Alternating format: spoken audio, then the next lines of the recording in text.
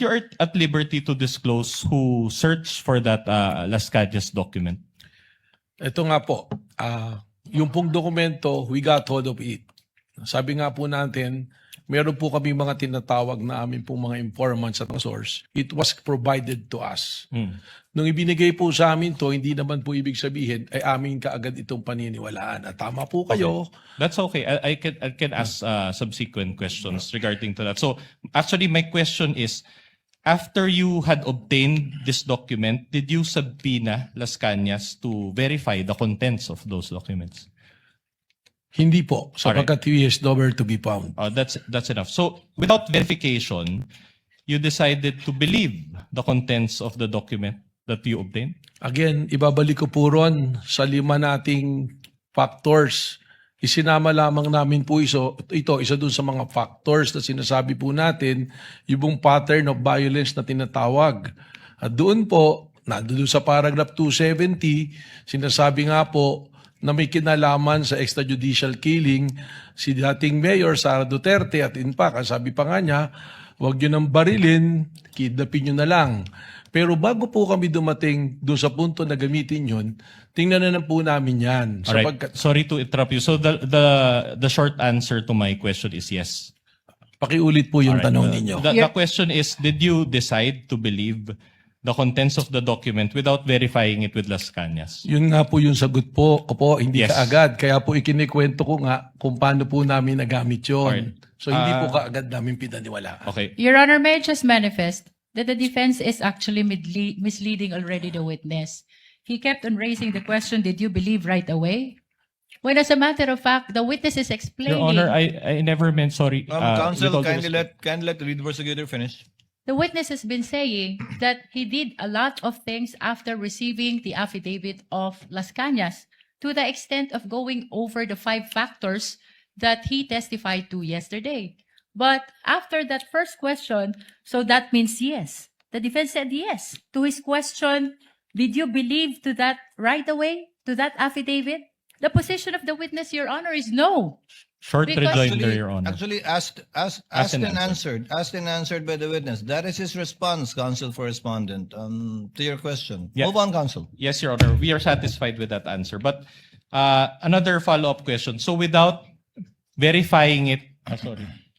That's misleading, Your Honor. Allow him to finish the question, counsel. just on What the is the point- pleasure of Senator Judge Cayetano? Just on your ruling, may be clarified because the question was, pinaniniwalaan mo ba? Ang sagot niya, hindi ka agad. So counsel was asking for yes or no. I just want to be clarified. Hindi pinaniniwalaan agad, does that mean afterwards pinaniniwalaan mo na or never mo pinaniniwalaan? Just so that the record is clear. Just that clarification. There should be no. Thank you, Senator Judge Cayetano. Alan? Witness will please answer. Yes, Your Honor. Kaya ko nga po ikinikwento yung buong pangyayari para po makita kung paano po kami dumating dun sa punto na ginamit po doon sa pattern of violence yung pong affidavit na ito. So, liwanagin ko po Director Matibag. Opo. Hindi nyo agad pinaniwalaan nung simula, pinadaan nyo rin sa inyong SOP sa investigasyon, kalaunan, pinaniwalaan na ninyo at sa ngayon, pinapaniwalaan po ninyo yung nakasaad dun sa dokumentong yon. Kalaunan po, ito ay ginamit na namin na isa sa basehan po doon sa pattern of violence pagkatapos po namin idaan sa proseso po. So, pinaniwalaan nyo na, pinanghawakan nyo na, kumbaga. Sa ngayon po, tama po, Your Honor. Okay. And pinapaniwalaan yun without issuing a subpoena to Las Cañas and clarifying the matter with him. Asked and answered, Your Honor. It's a different question, Your Honor. We're already at this point. Witness may answer. Pakiulit po. So, you mentioned na pinapaniwalaan niyo na siya ngayon as clarified by the chair. So, are you saying that pinapaliwanaan niyo na ngayon without issuing a subpoena to Las Cañas and verifying it with him?